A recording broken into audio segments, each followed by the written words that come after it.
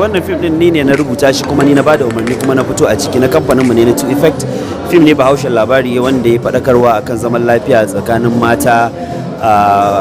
mutum yana da mace wadda ta wuce guda ɗaya, sannan kuma da abubuwan da suke faruwa a lokacin bukukuwan mu na nan kasar Hausa da wasu abubuwa da kuma wasu halayya na kawayen amarya, wasu wanda za su je biki ba dan sun je bane domin su taya ita mai bikin, wasu kila suna da wata manufa, wata ma son mijin take.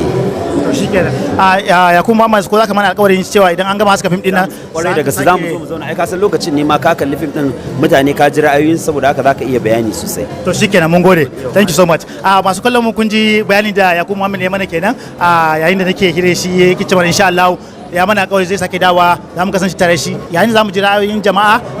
kuma za mu tambaya bisa abun da mutane suka gaya mi, sannan kuma zai amsa wannan tambayoyi. Kar ku manta da sunana Mohammed Awal Abdullahi, wanda aka sani da Awal Zista, nake cewa